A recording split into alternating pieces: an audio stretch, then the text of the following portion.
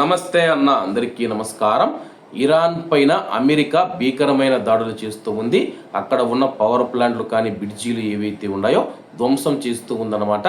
ఈ నేపథ్యంలో ఇరాన్లోకి ప్రవేశించిన F-15E యుద్ధ విమానం ఏదైతే ఉందో ఆ యొక్క యుద్ధ విమానాన్ని ఇరాక్ పేల్చివేసిందనమాట.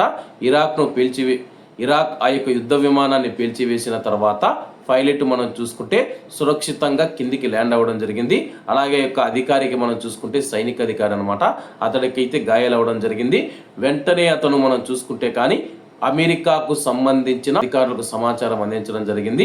ఇరాన్లోని నేను ఒక ప్రాంతంలో ఉన్నాను, నన్ను కాపాడమని చెప్పేసి.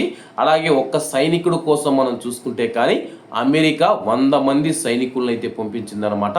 అత్యాధునిక టెక్నాలజీతో కూడిన యుద్ధ విమానాలు ఇరాన్ రాడార్ వ్యవస్థకు అందకుండా ఇరాన్లోకి ప్రవేశించాయన్నమాట. ఇరాన్లోకి ప్రవేశించి ఆ యొక్క సైనికాధికారి ఎక్కడ ఉన్నారని చెప్పేసి లొకేషన్ టార్గెట్ చేశారనమాట.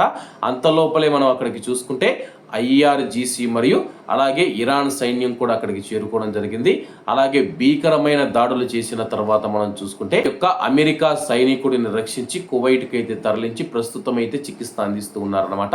ఇక్కడ ముఖ్యమైన విషయం ఏంటంటే కానీ ఇరాన్లోకి వెళ్ళి ఒక సైనికాధికారిని మేము కాపాడాము, మేము ఒక్క సైనికుడిని కూడా శత్రువులకు అప్పగించమని చెప్పేసి, అలాంటి పరిస్థితి వస్తే కానీ శత్రు దేశాన్ని నాశనం చేస్తామని చెప్పి డొనాల్డ్ ట్రంప్ ప్రకటించడం జరిగిందనమాట. ప్రస్తుతం ఇది అమెరికా చరిత్రలోనే అద్భుతమైన విజయం అని చెప్పేసి, అలాగే ఆ యొక్క యుద్ధ విమానం కూలిపోయిన తర్వాత కేవలం 48 గంటల లోపు సైనికుడిని కాపాడి సురక్షితంగా తీసుకుని వచ్చామని చెప్పేసి అమెరికా అధ్యక్షుడు డొనాల్డ్ ట్రంప్ తెలపడం జరిగింది.